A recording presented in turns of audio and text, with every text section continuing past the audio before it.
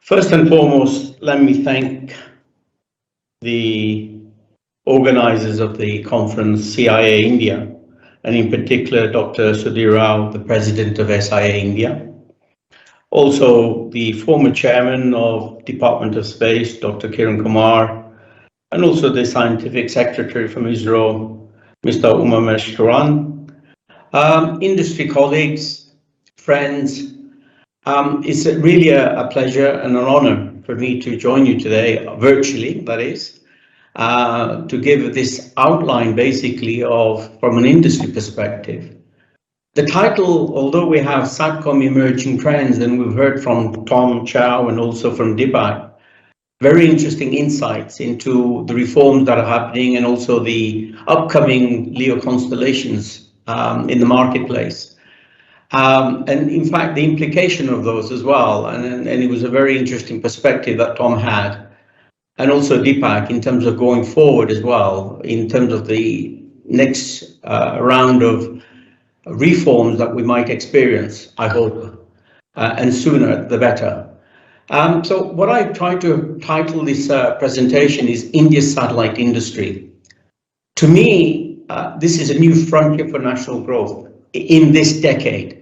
We are talking of 2030. By the end of this decade, where is India going to be? And that's the route that I want to really focus on.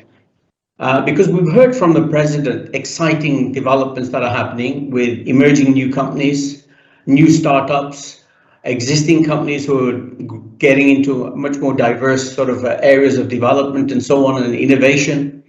So I think we need to look at where is satellite industry today, where is it going, and what is it that we can do that we can move forward with and accelerate to reach a certain goal by the end of this decade. And that to me is very important, because we have to be focused.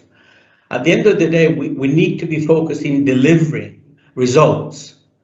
So let me move on to the next slide in sharing with you basically where is the state of global satellite industry today. Global satellite industry today is generating something in the tune of about $350 billion. By the end of this decade, it will be generating around $500 billion.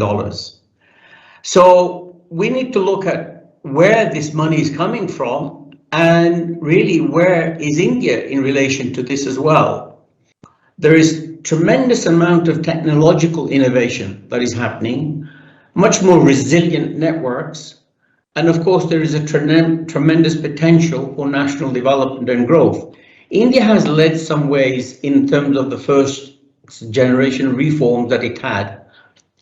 And we heard from Deepak in terms of the video industry and so on. So why can we not have the similar kind of changes and reforms happening as in the second wave to take the satellite and space industry much more forward, and in a factor of 10 or more, if you like, to where it is today. So before I go on to that, I failed to mention the fact that I also represent as a global satellite coalition coordinator for Asia Pacific area. GSC basically is a body which was created less than 10 years ago. In the last 5 years, increasingly what we've seen is the growing importance of satellite sector. And so what we have in the 3 ITU regions, Region 1, which covers the Europe, Middle East and Africa, Region 2 covers the Americas, and Region 3 covers Asia Pacific, including, of course, the Indian subcontinent. And what we see here are various regional bodies that represents the interest of the satellite industry. So you have Region 2 with GVF, who is also a partner in this conference, SIA, America, North America, that is, and so on. You have ISOA, Europe and Middle East and Africa Satellite Association. And then, of course, in Asia Pacific, we have AVIA, which is focusing on the video development, C-band, KU-band, and so on, APSCC, and so on. So we have these bodies, coalition, and of course, SIA-India is now one of those bodies focused on the national development for the satellite sector. And really what we see is this association comprises of a vast array of members who are involved in satellite and space business, whether they're actually operators, manufacturers, developers, innovators, softwares, and so on. You can see the names, the brand names of Airbus, SES, you heard from Deepak, a number of them. INMARSAT will be there, Eutelsat, Intelsat, Viasat, and so on. Thaicom, AsiaSat, which are involved, and so on. So you'll be hearing from some of these players.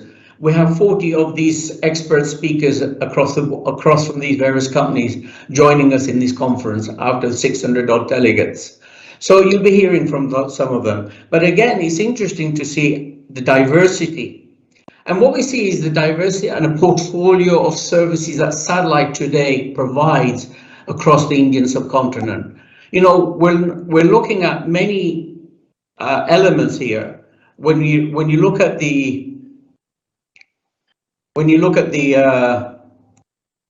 kind of network, you've got a whole range of network services from cellular backhaul to maritime, oil and gas, aero, enterprise kind of applications, media applications, which heard many from Deepak, DTH. We have 250 million users, subscribers in India of DTH services, cable operators, you know, various events that are going on. And then you have various government services as well, which are very important and that we can share. So again, a whole portfolio of services, and these services are helping, as you heard already, to close a significant digital divide in India. And of course, if you look at the TRI data, what you see here is really some 57% of the Indian population remain today unconnected. You know, that is incredible. We're looking at a 1.2 billion people. This is not my statistics. This is statistics from the national regulator, who's basically indicating nearly 69 crores rural Indians, which is some 57% of the population, are not connected to broadband services today. Now that, to me, is a crime. Given the kind of technological innovation that is going on in satellite and space sector, it begs the question as to why we are still at this level today. So when we move on to that, what we have to realize here is that the fact that satellite is very much an integral part of the information communication technology ecosystem. There is a tremendous amount of convergence that is happening on triple play, quad play, and so on. And this is all coming together in combination of different multi-access technologies. So this is quite important. Part of the ecosystem that is relied on daily, interworking with other technologies, enabling numerous critical applications you can see here, whether you happen to be in urban environment, rural, or even remote areas. And of course, it's applicable to everybody, whether you're in civil, business, government, and so on. So that is important. So what's been happening in the last 20 years or so is really billions of dollars have been invested, literally by a number of satellite companies. So we have almost 200 plus satellites today operating in C-band and Ka-band, which is over Asia Pacific, including India and Indian subcontinent. There are a new generation of almost 100 odd new Ka-band satellites, which will be operating in the Ka-band millimetric wave frequencies that are invested in. So we need to make note of that as government officials. You know, the satellite broadband is changing. Satellite broadband is changing lives by providing never before available connectivity and offering choices and competition. I've heard from Tom about the pricing. Clearly there are professionals which companies like Starlink is focusing on, which can afford to pay $100 a month in subscription. But we're not looking at that. We're looking at the mass market where you can have community-based Wi-Fi network. And so as in Gram Panchat and so on. So increasing broadband connectivity is there. And I think the reason why many companies have invested in satellites to meet the growing demand that we see coming along. what we see here really today is this. By 2020, from last year's data, you had 63% of the world population, but only 37% of the landmass was actually covered.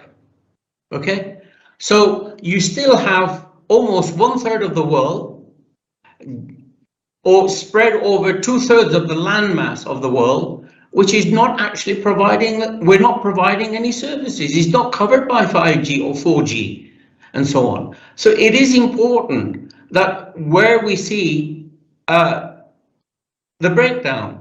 Now, some of the drivers that are driving these huge levels of investment in new generation of satellite technology are partly the gaps we have, partly the fact that the development that has taken place, if we look at that, if we look at the development, is again from first G. I remember my first G phone, which was the size of a brick, a large brick, and it weighed several kilos, and you were pleased to carry it around. And today I have a highly sophisticated supercomputer in my pocket as a mobile phone, together with all the other applications that I have. So we move in terms of the investment. If you actually look at the investment in the mobile sector, in terms of the chipsets, the miniaturization, and the technology that's gone into mobile technologies, from 1G to 2G, 2G was only 16 kilobit per second voice, pure data. 3G went up to 384 kilobit per second data rates. 4G, we're getting into 28.8 megabit per second speeds. And 5G is supposed to revolutionize that to get up to 100 megabits or 200 megabits and so on. But if you take 4G and you do carrier aggregation, you can get 100, 200 megabits. You can get up to 700 megabit per second, even up to almost at 1 gigabyte per second. So basically, the next wave of technology that's coming along, 5G in the millimetric wave, has its own limitations, and we'll talk a little bit about that. But what we have to bear in mind is 4G today is there is a lot of investment by MNOs that is happening in 4G. Why? Because one 4G base station covers 1 kilometer radius. Whereas a 5G, you will need 50 base stations because the range for a 5G in the millimetric wave is only a couple of 100 meters. So we have to bear in mind the way the investment is going to happen. And again, what we see here is we're moving from 4G into 5G kind of environment, which basically brings together a number of different technologies. So you're having a mix of different technologies working quite in synergy with each other, whether it happens to be satellites or Wi-Fi or terrestrial, mobile, and so on, and fiber. So all of these access technologies are very important to bring about smart cities, various applications that we want to see happening in our national transformation. The other drivers that are happening, as you can see here, is we're going from 4G, 5G to really a proliferation of mobile devices, okay, supercomputers in your pockets, bandwidth-hungry applications that we see here, cloud computing, which you download your pictures on with several gigabytes of data, and then interactive behavior with free applications such as WhatsApp, for example. So high-speed access to anything from any device, anywhere at any time is the kind of driver. So the satellite industry is not sitting still. Satellite industry is seeing what's happening in the mobile environment, in the terrestrial mobile environment, and saying, look, we also have to invest huge amount and change the way we do business, the way we need to bring out new innovations in our own areas of technology. So what's happened? We've had major advances in satellite technologies. And what we see here is if you take the satellite, the space segment, that has completely transformed. You can have a $500,000 satellite.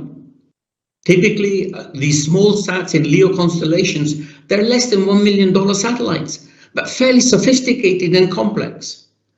You can have a very high throughput satellite, VHTS, which is a geostationary satellite, which costs 500 million. So one satellite is 500 million, and you can have a LEO, which is 500,000. So you can see the different levels of investment. However, in a LEO constellation, you're going to have 600, 800 satellites. So you then make up those 600 satellites, 800 satellites will add up to about $500 million investment just for making those satellites. Whereas you can have one geostationary, very high throughput satellites with multiple beams, as you can see here, from global beam to multiple beams, actually covering the same area with much higher concentrated power over each of those beams, with smaller equipment, very portable equipment as well. So what we see is major advances in satellite technology, including electric propulsion system, digital signal processors, and so on. All of this is adding to giving us a very complex space segment payload, which allows us then, with the different kind of rockets that are available, you've heard SpaceX, which is now carrying 100 to 200 small satellites to launch them into orbit. So, and also in the baseband area, there's a lot of development that is happening in the air interface, the user air interface between the terminal and the satellite. So again, that is becoming much more sophisticated, minimizing errors in terms of the links and so on.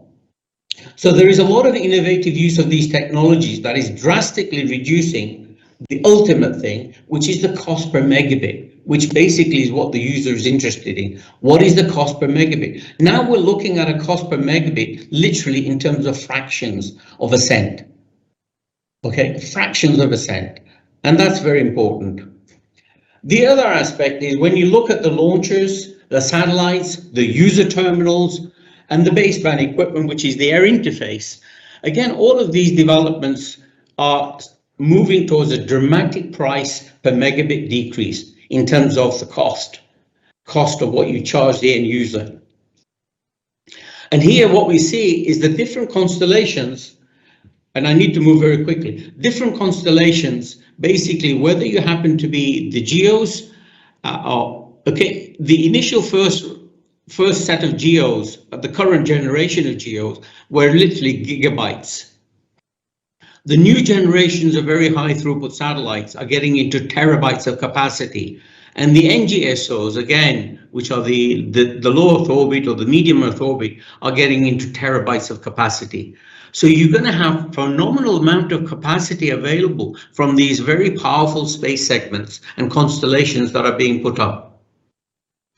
So all of this leads to increasing affordability and productivity. Satellite manufacturing, you're getting into small sats to very highly complex geosatellites with very high throughput levels. Launchers are designing. In fact, only a few weeks ago, I read there was the launch market is radically going to change in the next 10 years, where we actually you'll be able to fly from Delhi to London in 30 minutes through a rocket. And you'll be able to have 50, 100 people sitting in that rocket. So that's the kind of applications you can see that's coming in the future. Satellite services are radically transforming with applications. Ground segment, if you're looking at certain ground segment, the ground segment where I remember 30 years ago, I was handling a 25 diameter antennas, huge beast. Today, we're looking at a 3-meter antenna for a ground segment, which is tracking the satellite. So again, satellite industry investment in technology is continually delivering improvements in affordability, productivity, as I said, enabling new capabilities and creating new opportunities and markets for India. But the satellite operators also are not just technically driven, technologically, but they're also commercially driven. Because at the end of the day, they want to partner locally with partners to have that value-added partnership. So they're looking at cost, quality, reach, resilience. How do I reach this market in India? How do I serve these customers? Business customers, government customers, and so on. So there are a whole host of applications, smart cities, smart agriculture, aero connectivity, and so on. IoT applications. Okay, we're overshooting on the time, so I need to move even quicker. So what we now seeing is basically an ecosystem of satellite communication. It's a network of networks, whether you have LEO, MEOs and GEOs in space, and where you have ground networks, 4G, 5G networks, all integrated. So we're really creating a network of networks to serve, having multiple access technologies to serve every citizen wherever they happen to be in the corner of India. That is most important. And also the fact that it is affordable. They can afford those services. So basically, satellites is providing an integration. There's an integration of access technology in the ICT ecosystem by expanding on coverage, expanding on throughput levels, and expanding on capacity. More capacity being made available, covering whether it's happened to be urban, dense urban, or rural areas, or even remote areas, and so on. Combination of Wi-Fi, terrestrial LTE, 4G, 5G, satellites, and so on. And WiGig, which is coming into 1 gigabit data rate speed modems. We then have satellite cellular, which is just a quick summary that satellite cellular and Wi-Fi complements the services. They come together. There is a unique advantage to each of these different technologies. So the government of India should support all of these technologies given their unique benefits. Satellite bring advantages of ubiquitous coverage. I think you've heard all this from my other colleagues. Most importantly is this realization. If the PM wants to realize the vision he has, then he's got to adopt multiple access technologies and make that happen, including satellites. And we have companies which are ready to enter Indian market. They're waiting. Foreign partners are ready to enter Indian market in local partnerships. So they will be bringing in high levels of foreign direct investments in production of satellites, manufacturing low-cost small satellites, large satellites, ground segment facilities, terminal equipment, and so on. There is a substantial element of investment that can come forward. But these things can only happen if we remove regulatory and spectrum uncertainty to ensure that foreign direct investment is going to happen. And we have some serious regulatory challenges. I think Deepak touched on it, Tom has touched on it, I'm touching on it in a little bit more detail here. Ease of doing business for foreign companies, rather than coming through one door. Why? We need direct engagement, open market access, allow the competition to drive down prices, minimal government hands-on approach, licensing, lengthy time consuming, multiple agencies are involved. Why not have a single window clearance system? Taxation burdens, universal service. So we need to remove a lot of the barriers that are there to entry for satellite service provisioning. That is crucial here if we want to really take India forward. And then, of course, we need spectrum certainty. We talked a little bit already. Deepak mentioned about the 28 gigahertz. That is a band that was identified for satellite, millimetric wave band. We need the 2 gigahertz of spectrum in that band if India is serious about growing this business nationally. Also, the C-band needs protection. You can see this usage of C-band. When you have 250 million, a quarter of the population almost using C-band services in DTH, then it begs the question, what is the thinking by the politicians here of taking that away in terms of spectrum? So let's maintain satellite spectrum certainty.